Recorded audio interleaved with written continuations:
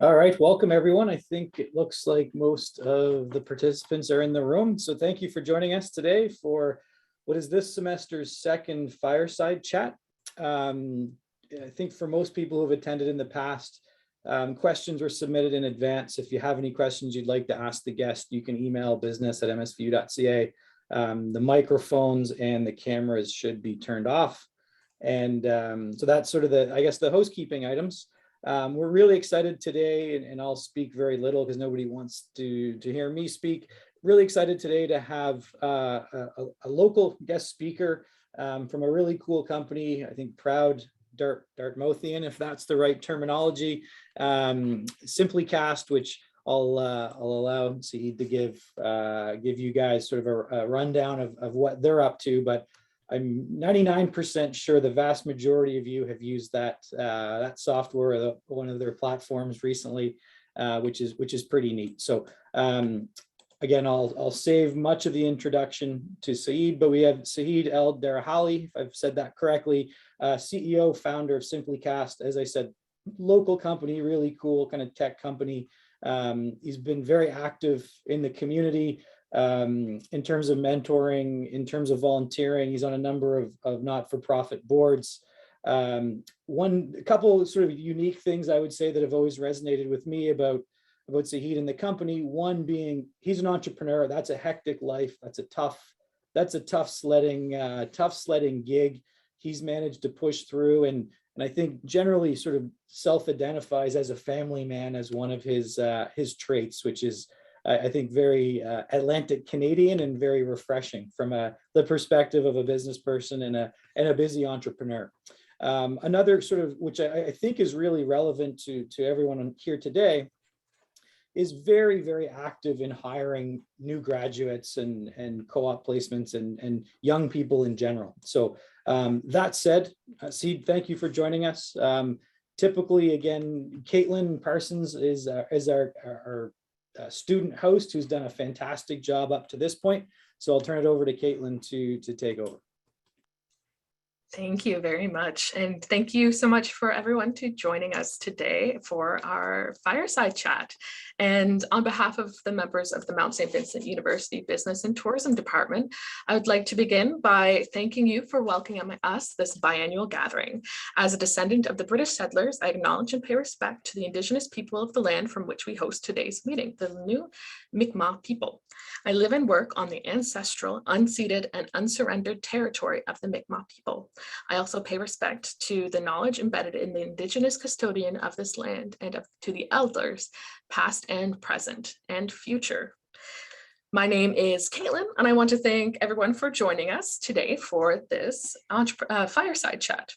For today's chat, we are going to offer some specific questions to Saeed, and feel free to interject at any time, Saeed.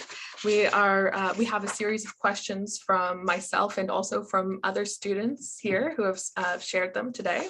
So I would love it if you could start by giving us a little bit of information about yourself and your business. Sure thing. Good afternoon, everyone. Thank you very much for joining us, Jeff.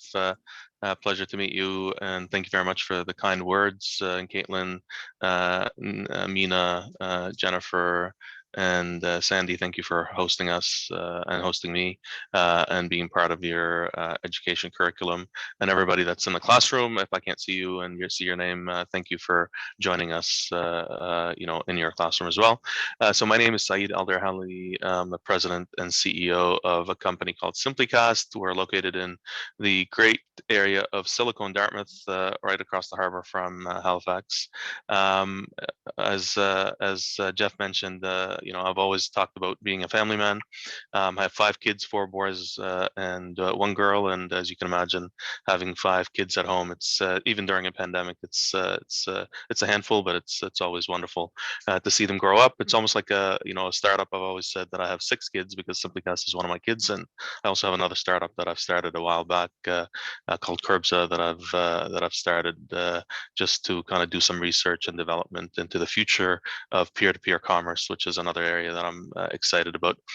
So a little bit about background. I graduated from St. Mary's University. I did a BSc in Computer Science, Business Administration, HR, and an MBA. I used to be in the Canadian Armed Forces when I was 16 years old, so I have a lot of a bit of military experience as well that kind of keeps me, driving hard and moving forward to give back to the community. Started SimplyCast because I wanted to give back to the community. Number one. Number two is I saw a major gap that was going to become a major issue in the future. So SimplyCast today, just to give you a bit of an insight, is a company that provides access to an all-in-one communication platform. The all-in-one communication platform focuses on four areas that we want to be really, really good at. The number one is communication. If you can imagine a company that requires any communication services, that will tell you how big the market is that SimplyCast is focused on. The second is engagement, where we are trying to help engage either for internal and external. So TrueLeaf is a great company that Jeff is part of. They need to engage with their clients. They need to engage with their employees. They need to engage with their stakeholders, and eventually they need to engage with their shareholders. So any type of engagement that's required, we would be a company that would provide that engagement both on a two-way bi-directional. The third area, which is very important for you as students, is marketing. You need to always expose your brand, expose your message via marketing, by sending information out as a push to your clients, and eventually as a pull when they're interested, so you can actually help them with their journey. And the last piece that most companies never focus on, but our company has been able to succeed in, is the area of emergency response. So think of COVID. We started emergency response since day one. When COVID came around, we were able to deploy use cases and new ways of deploying our technology based on what the community needs. So when you were using the 11011, we saw it as an emergency response for contact tracing, and we deployed it within days of being asked to do it. And pretty much everybody in the province was using it on a daily basis, where we had millions of check-ins on an ongoing basis, on a monthly basis within the platform. So that's a bit of background. What I do for fun when I have the time. I used to go fishing a lot, but now I don't, because with 5 kids, they're doing the fishing and I'm watching, making sure that they don't get hurt, and taking the fish off the hook, putting it in a bag and carrying it home. So you always passing on the baton to the next generation. And as Jeff mentioned, my life mission is to end youth unemployment, and I've done everything possible that I can, at least within my companies and the boards that I sit on, is to bring youth as an opportunity that we need to hire them and create the future leaders of tomorrow. So that's a quick introduction for you, Caitlin. Wonderful. Thank you very much. You got it.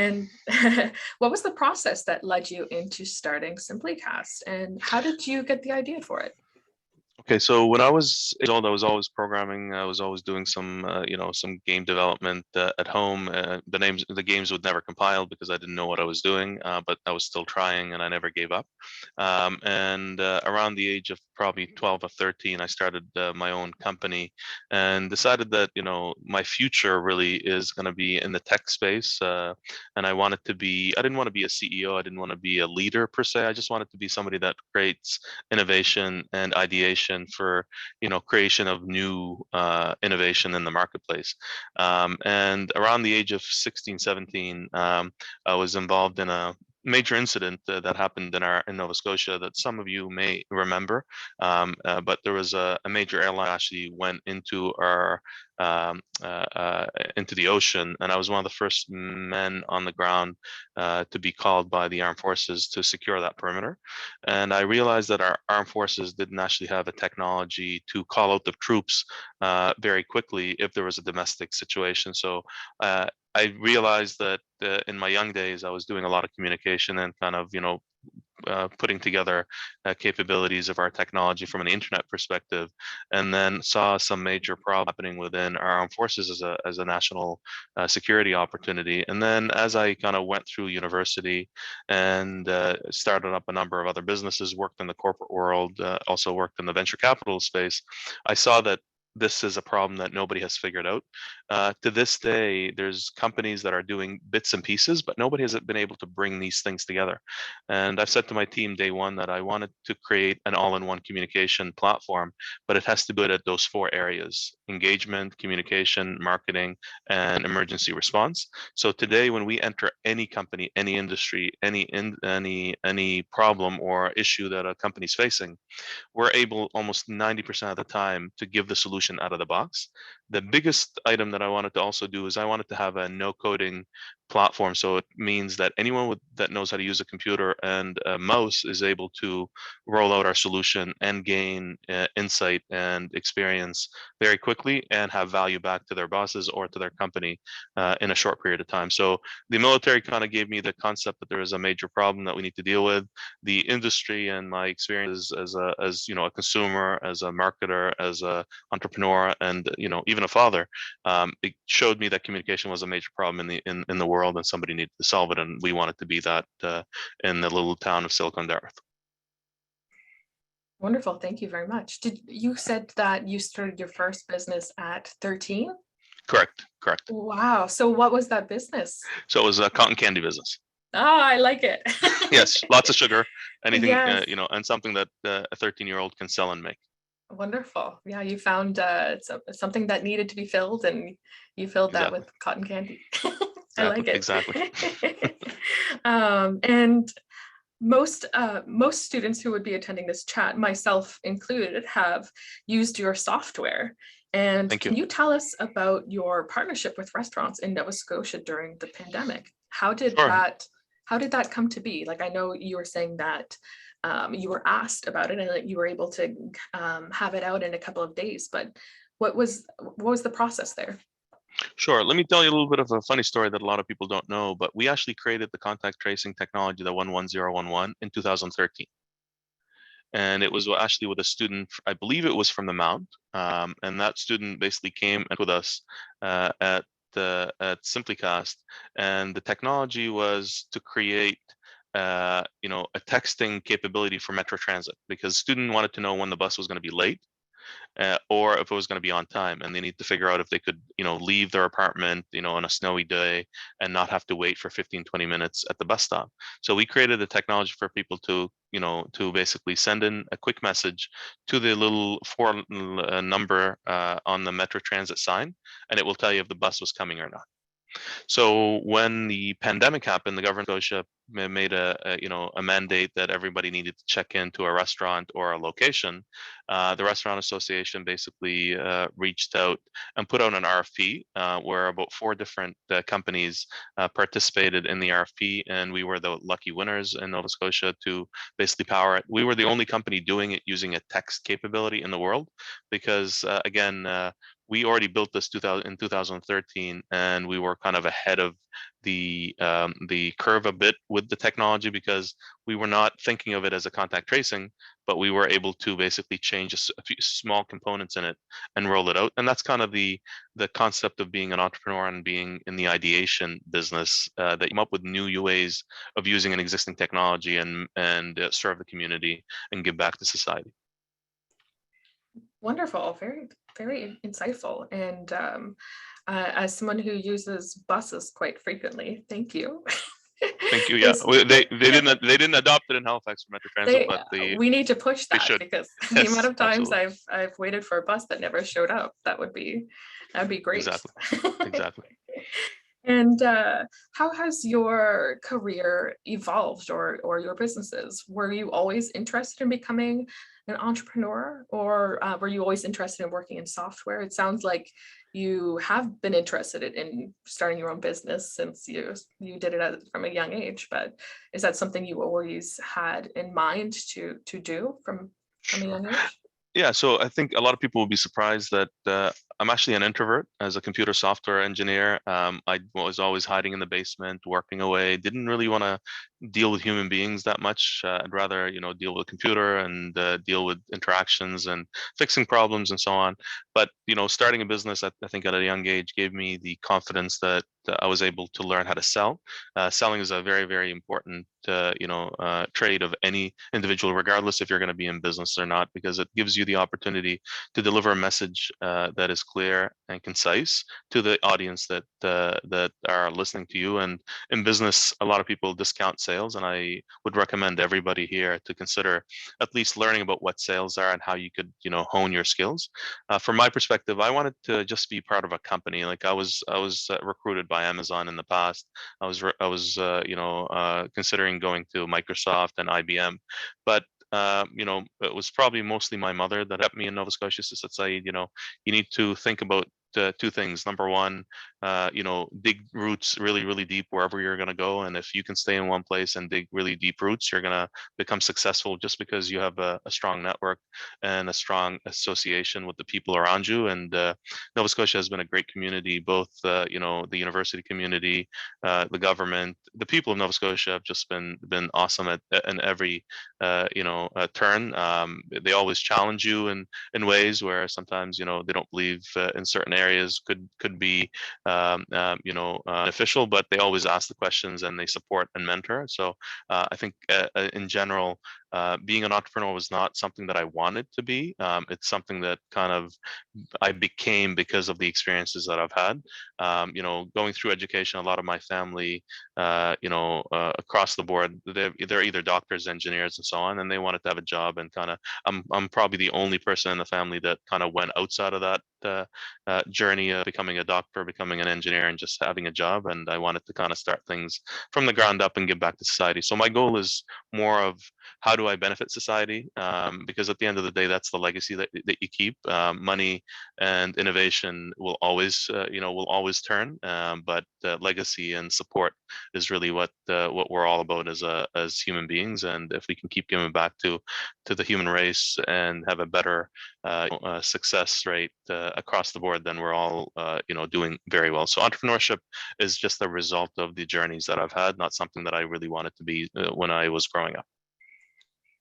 Very interesting. I know that some students here were in our panel that we had previously, and one thing that we talked a lot about is how you ended up in a situation and what you should do in terms of things that you are good at and things that you're interested at.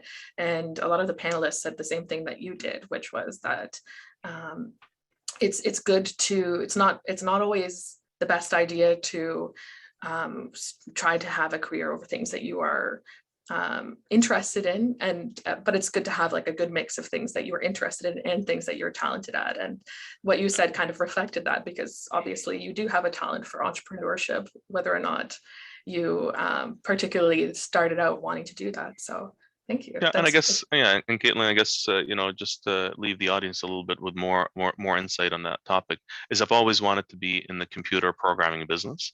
So that was my dream, and that's still my dream today. And being in a company that does that actually was part of my goal, but I didn't want to be the leader of the organization. That was not my goal. Mm-hmm.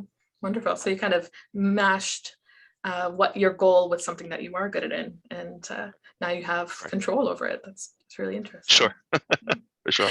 To go off of what you were saying as well about how your mother kind of influenced you to like create your roots in Dartmouth and potentially start your own business, were there any major influences that drove you to wanting to start your own business? Was it your mother, like you said, or family, or a mentor? What drove you to? Oh, yeah. So, pretty much the family is very much focused on becoming a doctor, becoming a dentist, becoming an engineer. Starting a business is very risky. As you can imagine, you could lose your livelihood, and 95% of businesses fail. So there's only a small percentage that will eventually succeed. So my biggest influence was, how do I build something that I have the opportunity to innovate in and to continue to provide continuous it just happens that starting a company was that. I could have been an employee in a company where I was the chief technology officer, and I was able to give back by innovating within that role. So I think the freedom to operate in a business gives you the power to build and innovate in a way that most other positions might not provide you, because you're always reporting to someone or reporting on a quarterly basis where you have to meet certain objectives. But when you're an entrepreneur, sometimes you have the flexibility, not all the time, but sometimes you have the flexibility where you can do 20 to 30% of your time as R&D and research and development. But most of the time you're trying to live day by day, trying to keep up with the business, either if you're growing or you're not.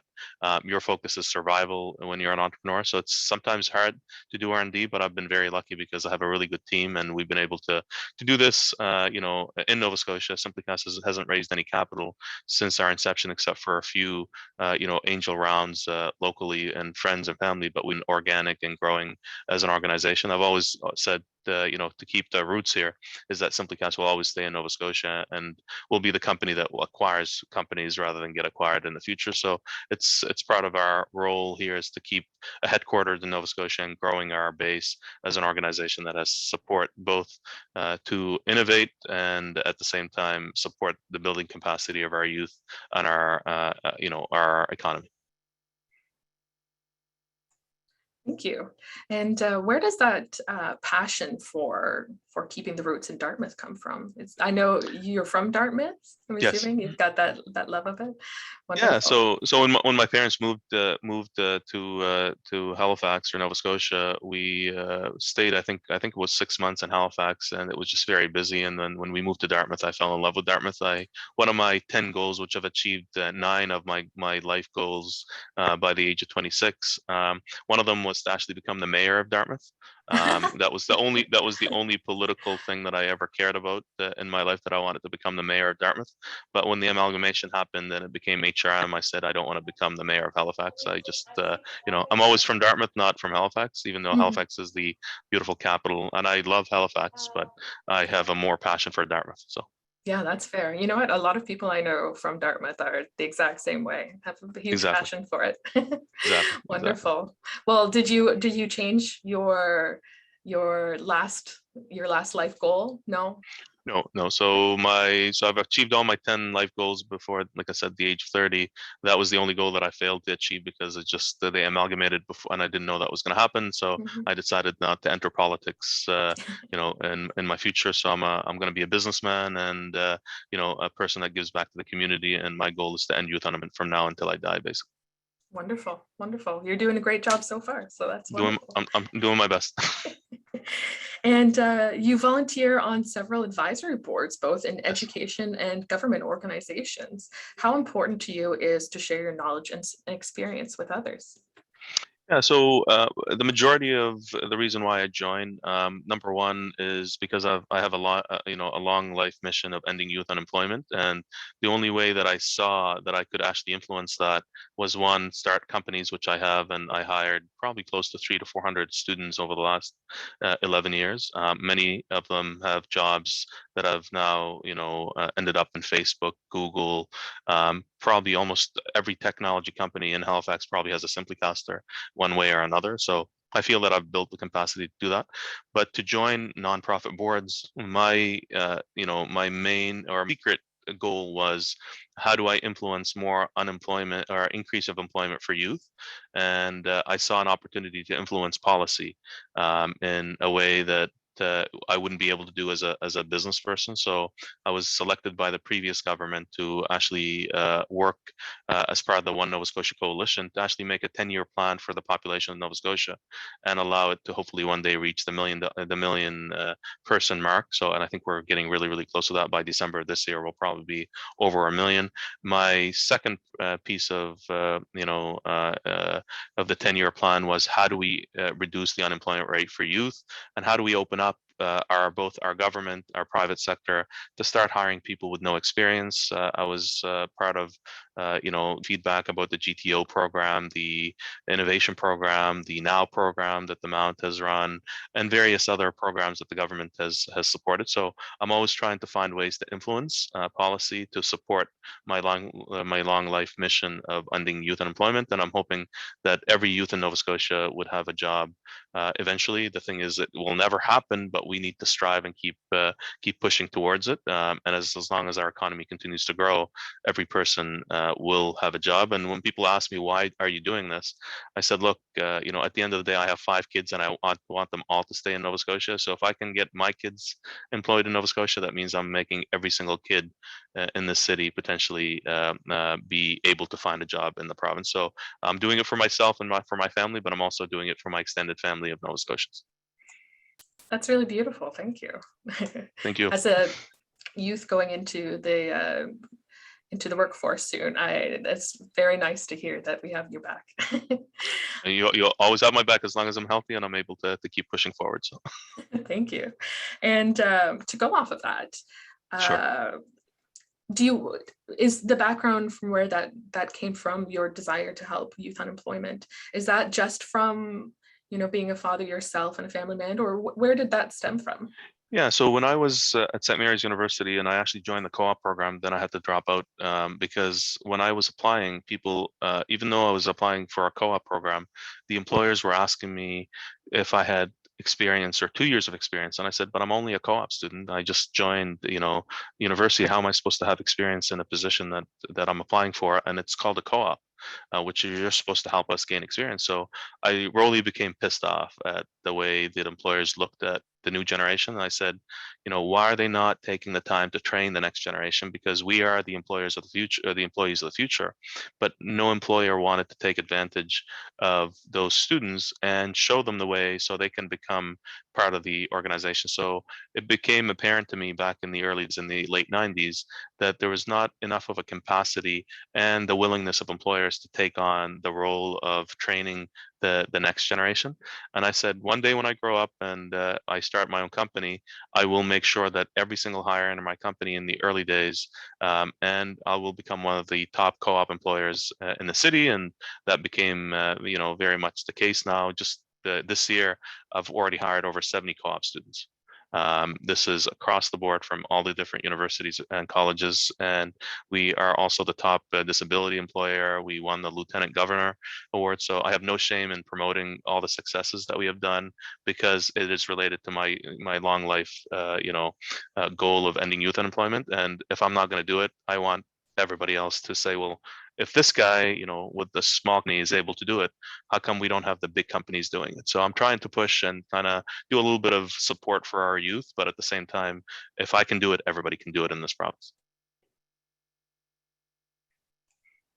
That's really, really wonderful to hear, especially as I've been making some applications for when my co-op is finished, because Yes. This is my current co-op, and I've been noticing that a lot of applications are saying that they're entry level and will have entry level pay, but will require 2 or 3 years of experience. Yes, doesn't make sense. No, it is Right. very frustrating. Absolutely. And it doesn't make sense. And it needs to, like, every HR department needs to listen to this podcast and eliminate the even the 6-month requirements. You just need to be, graduate from our best universities and colleges in this province. They educate us, they provide us the right skills. And if, but the employers need to eliminate that requirement because it's not needed. Mm-hmm. And what are some of the benefits to hiring students that you've seen, being? So I've done a lot of a lot of presentations on that topic, and it's endless. I'll give you the top 3 if you are an employer listening to this podcast, rather than if you're an employee. So as an employer, you need to create capacity for your future. SimplyCast has not needed to hire anybody because we're always training. We're in the business of training the next generation. They keep coming back when they graduate because they know how we work. So if you're building capacity, you're building capacity for your company, but you're also building capacity for the other in the ecosystem. And if you have that mentality as an individual, that you're always trying to help others, then you're always helping yourself, right? So that is number one, that if you're an employer, you need to do that because you need to get your name out there and show that you're building and helping the ecosystem. The second is that a lot of folks that are in a company are not trained to be managers. There's not a training program for managers in the university. They teach you the things in MBA and the courses that you need to do, but nobody teaches you how to deal with human beings and how to deal with issues. And when a co-op individual and intern comes into the organization, they're actually training the organization on how to deal with new people coming into the organization. And we see it as an opportunity to train our existing up and comers within the organization, where they can train and learn how to deal with people that don't know anything about the business. And it's in the managerial role within our company, and supports them to get promoted throughout the organization. Almost everyone that has ever left our company, which is not many, they always tell us that they are able to manage a lot because they've learned how to manage people, they learned how to manage problems, they knew how to deal with executives, they knew how to deal with budgets. So we teach them a lot, and we see it as an opportunity to bring those interns in to actually teach our existing full-time employees on how to deal with new entrants into the organization, and that basically serves us really well as a company. And the third is, which is really important, is you're also creating innovation within, because a lot of the ideas and a lot of the next generation of consumers are going to be you guys. You're the future of our economy. And if we can understand more of what is happening in your brains as part of the innovation that we're trying to create and the things that we're doing as a company, we're always going to be on the bleeding edge and the leading edge. So we see it as a way to bring back and bring ideas. I always tell my team, please fail and fail fast, but learn and give us that information back to the company, because every person that joins us gives us new ideas and new innovation that we can add to the future of the company. Wonderful. And to go back to the panel we had earlier as well, they talked a lot about the importance of education and continuously being willing to learn, even as a professional who's been there. So that's really great to hear that reflected here with you. On the topic of LinkedIn, you have a huge social media presence. You are really great at marketing your personal brand as well as your company, and that's something we don't see as often in Atlantic Canada, and it is really important. So how do you describe your personal brand? I don't think I had a mission to create a personal brand, or I had a strategy specifically to do what I do. I think I very much focused on that. I wanted to help my community. I wanted to, end youth unemployment as a goal, which a goal that I've said to myself I will never change, regardless of what happens in my life. So I will always be on boards. I will always be, my personal brand will all be focused on that topic. And I think what has happened is, over the years, as Jeff mentioned, we became known as the company that gives back to the community by serving on boards, by giving back and hiring people with disability, hiring people that are new graduates, hiring interns. So I think because I had that lifelong mission, everything around it kind of got built automatically. And it was not really the goal to create a personal brand per se, but it was just a mission that I wanted to accomplish. And I think that kind of organized the personal brand along with the corporate brand into an opportunity where we became very well known, because not many people are doing it. So and when you're the only one that's pushing in that direction, at least early days, I think a lot of companies have now moved over into that world, and you're seeing a lot of innovation happening with, like our company created the world's the first student loan repayment, and I think companies in the UK after us copied the program, companies in Vancouver. So we always looked at opportunities to create innovation. 4-day work week for our employees. We started that almost 3 years ago. When the pandemic, even before the pandemic started, we were working to create a work from home opportunities for our employees as well. So we're always looking at creating a really strong culture within our company. And I think that kind of added to the overall brand of myself and my companies. On that note, how have you seen the positive side to those changes you've made, like the 4-day work week? I'm sure, I know there's a lot of positive resulting from employees being able to work at home. There are, and some other benefits like smaller work weeks. What are some things that you've seen with your company and your employees? Yeah, so the beauty of a company and when you have a team that's very well in the analytics business is we have KPIs, and we've always kept KPIs since I started the business. And the KPI that I've been very, very proud of is the turnover of employees. So on average, our turnover is like in the single digit percentages, sometimes near zero in some years. And this is not including the turnover of regular co-ops because they have to leave every 4 months. So we don't include those guys and gals into our metrics. But our overall, like I have people that have been with me for the last 11 years. They sit with me in the company and they're still here. There's the upper management, and along with the middle management, the majority of them have been with the company. The average person stays at SimplyCast anywhere between 4 to 6 years, and that's great. From a company perspective. So everything that we have done has actually supported the goal of the individuals. We see people staying with us as an important accomplishment in any business, tech business or not. Having somebody stay with you for more than 2 to 3 years means that you're either doing something right or you're moving in the right direction. And I feel that our company's doing a lot of things right, not because of my leadership, but because of the way that we've developed the environment. This is a very important concept that a lot of people don't talk about, but SimplyCast doesn't have a culture. And I made sure of that day one. We actually have an environment that allows anyone and everyone just to thrive in.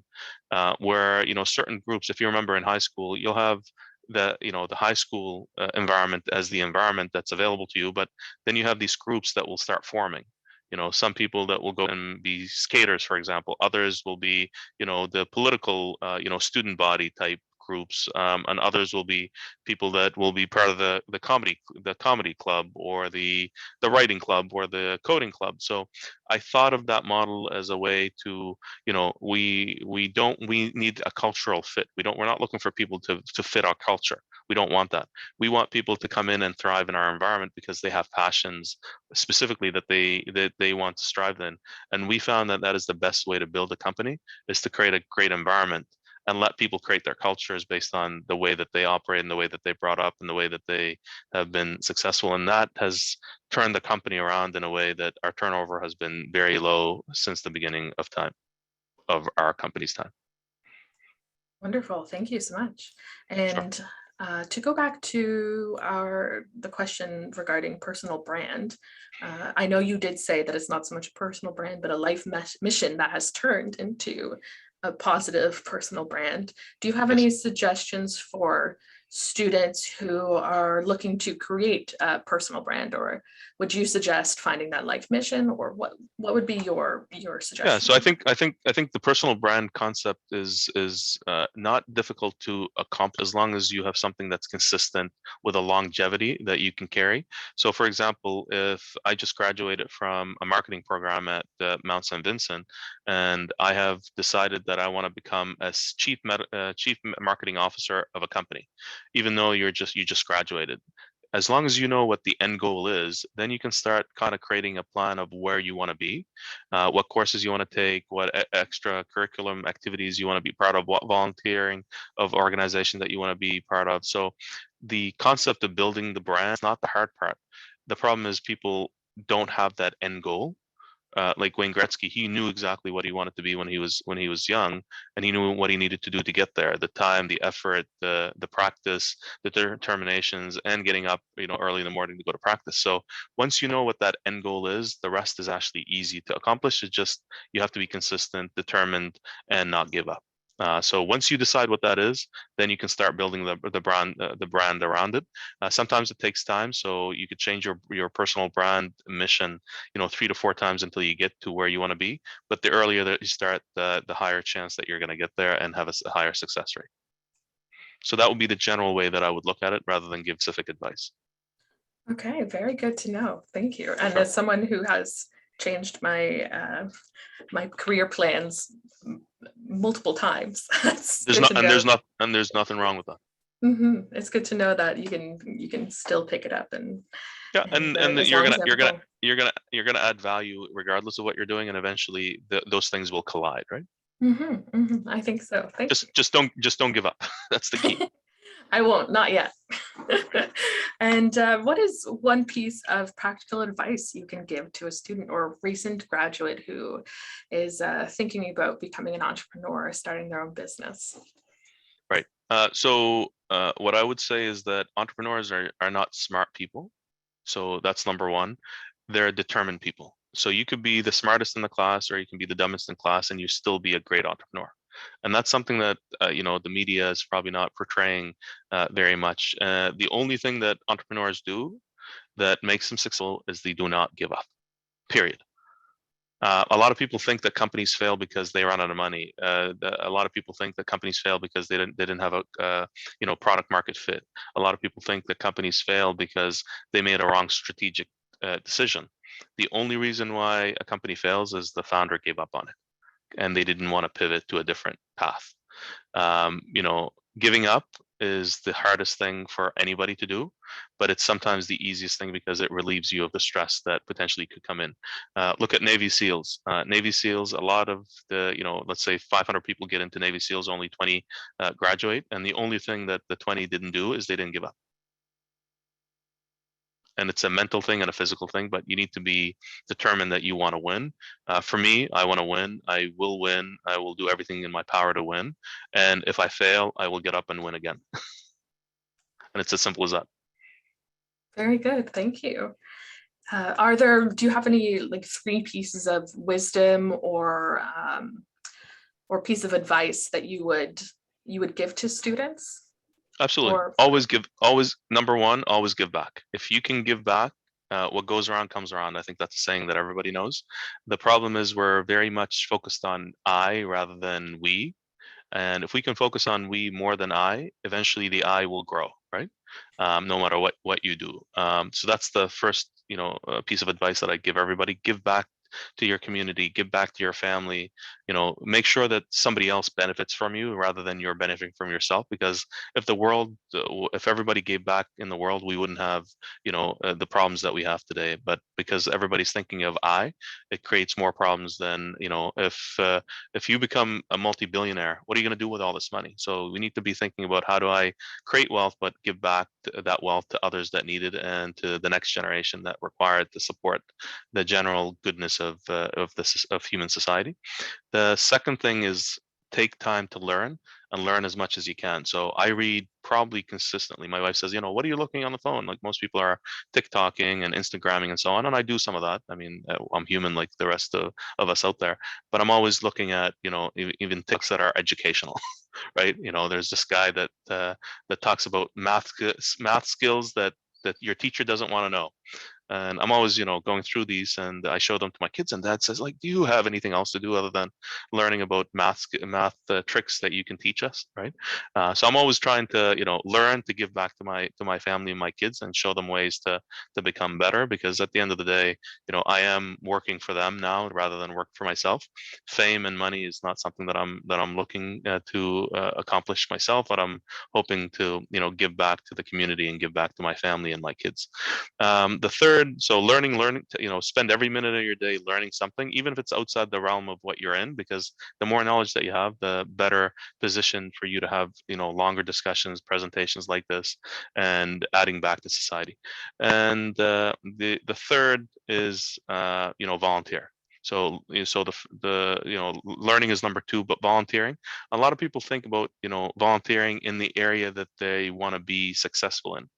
But you truly want to volunteer to diversify your network. So if you're in marketing, you might want to actually volunteer in food banks, for example. If you're in finance, you might want to volunteer for, the Cancer Society. So go outside of the realm where it's not about you. You're not trying to volunteer to help yourself. You're trying to volunteer to help somebody else. And I always look at ways to go outside. So a lot of the boards that I sit on are a little outside of the realm of my tech business. Now, a lot of people say, Saeed, why are you, on the board of, Dartmouth North? And I said, well, I love Dartmouth, but how is it going to help your business? It's not.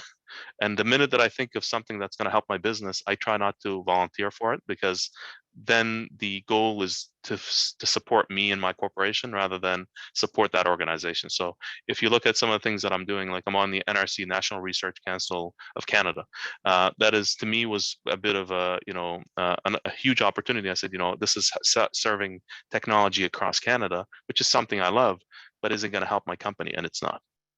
Other than putting my name out there, which is great, but that was not the goal of me being on the NRC board. It was more of, how do I support national security? How do I support the national programming for tech? And the first meeting I had on NRC, I put up my hand. I said, what are we doing for youth? Can we expand the money for youth? Can we hire more youth in our programs? Can we ask the government of Canada to give more money for youth? So it was always focused on youth, and almost everybody looked at me and said, oh my God, this is what he's going to say every meeting. On behalf of youth, thank you. Thank you. What do you like about your work or dislike? Are there any challenges that you face? I love working with the people that I have. I think some of them are here today and from the other company as well. So I wake up every morning, I can't wait. My wife said, hey, how come you're getting up to get to work? I said, nobody's up yet. I said, I just want to be ready, because I know there's going to be a lineup at my office at work, and people are going to have tons of questions to ask. So, they come into the office and they start asking questions. And one of them asked, I said, Saeed, why are you always so excited about coming to work? And, you're always happy and you're always smiling. And I said, because I'm adding value to my employees. And they said, what if some of those employees leave? And I said, I'm adding value to my employees, which is going to create, goodness for those human beings, and some of them are going to become very successful. Some will become presidents, some will become directors, some will become VPs. So I just feel that I am giving back to my employees, and they're the ones that are bringing joy to my life, because at the end of the day, one person can do something, but many can do a lot, right? So, and each person that I've ever worked with, they feel very sad when they want to leave, because they're going to say, you're giving me so much. And I'm going, no, I'm actually happy that you're leaving, because you believe that there's another opportunity that's even better than what it is here today. And for me, that is a proud moment, because I've given them something that they're able to carry. The other thing is, I live and die by creating solutions to problems. Like, I cannot live my day to day unless I find a solution to another problem that's happening somewhere. Either it could be a micro problem happening within the business, a macro problem, it could be a global problem, but I'm always thinking about ways of how do I solve problems. So, and my brain works that way, and that kind of keeps me excited. I think if I lose that ability, I probably won't be very happy. Very good, very good. And do you, if you could say something to your younger self, is there any piece of advice that you would give to them, or for the students here today? I would say work harder. Like, I used to work 16, 17-hour days, and I wish I was not able to sleep, because every time I sleep, I wake up and I've lost 4 to 6 hours, right? But as a human being, you need to sleep. So in your early days, you have the energy, you have the capability to work, because as you get older, you need to slow down. Family will slow down. The community will slow you down. Everything will slow you down as a human being. So I think in the early days, we don't have a lot of attachment, and that's, I think, the perfect time to invest heavily in yourself and in the community around you. Wonderful, thank you. Got And it.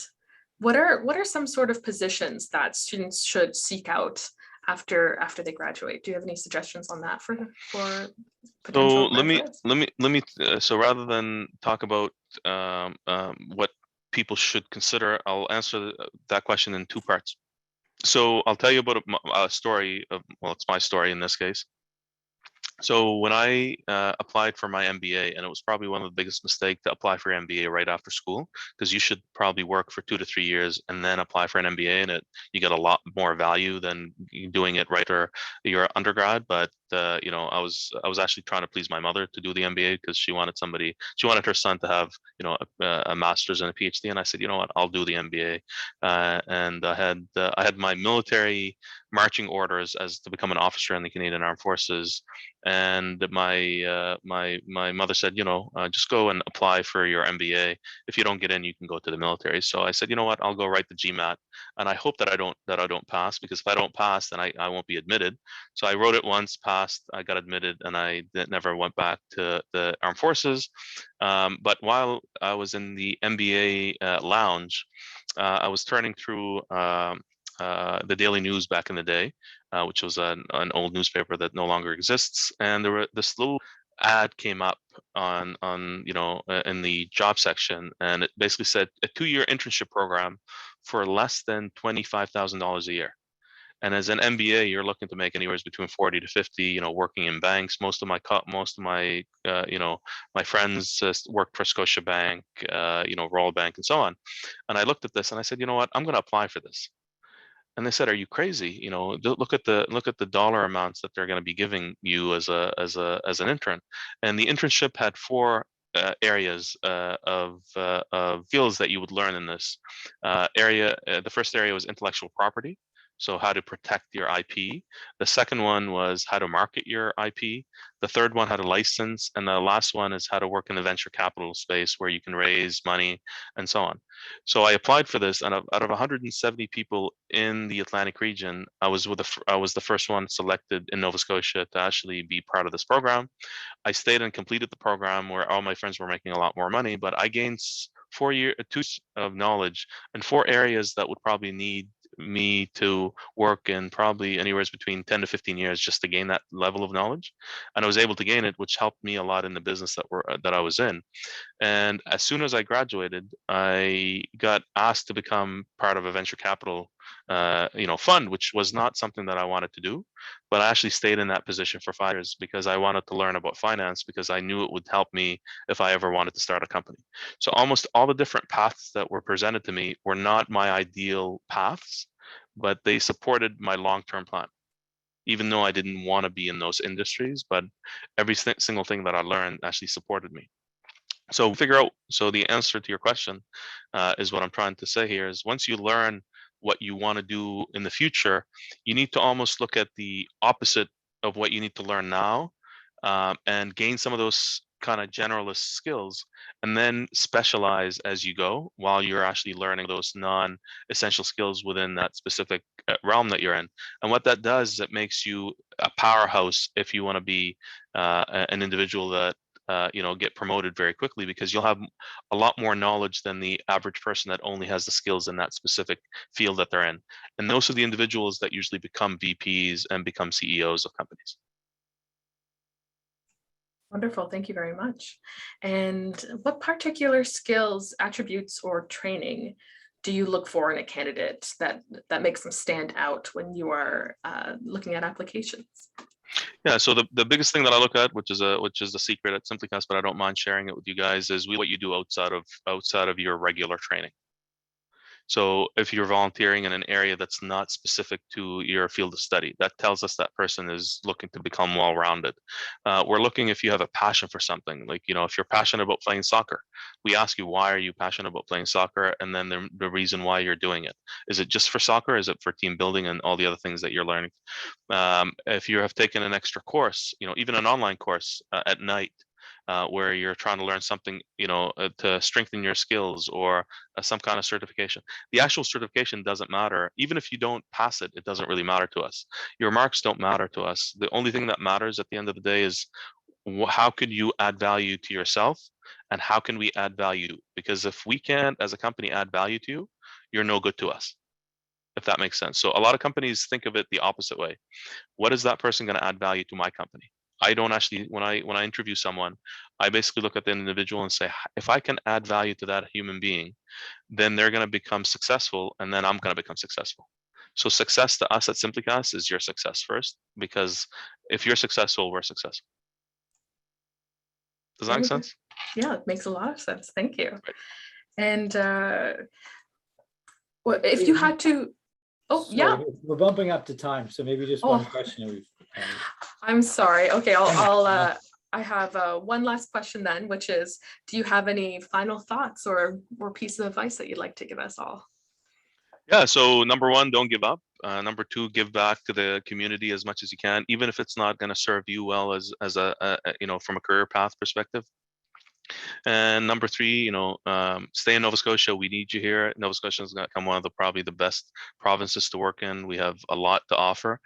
We just need to help our employers see the opportunity of keeping more Nova Scotians and more students. Even if you're an international student, we want you here because you are the future of Canada. And I just want to thank Mount for inviting me to be part of your journey with the students. And thank you for choosing Nova Scotia as your education a place. And I hope that you all consider staying in Nova Scotia if you're an international student. And if you're from here, please don't apply elsewhere. Apply here first and stay in Nova Scotia. We need you here to build the future of Nova Scotia so we become the best province in the Federation. I was on mute, sorry about that. Thank you so much, Saeed. This was wonderful. And I know I definitely learned a lot, and I'm sure a lot of the other students did as well. Yes, Saeed, thank you very much on behalf of the Mount, the Business and Tourism Department, Sandy, Jennifer, Mina, all of us, all the students who attended. This was fantastic. Appreciate your insight. Thank you. A couple tingles on some of the comments, which is always a good sign. So it was great meeting you. Thank you. Appreciate your time, and love to grab a coffee sometime, but we can take You got it, Jeff. Thank you very much. And if Okay. anyone here that would like to add me on LinkedIn, please feel free. I'm happy to answer any questions via LinkedIn as well. Take care and all the best. Great. Thanks, everyone.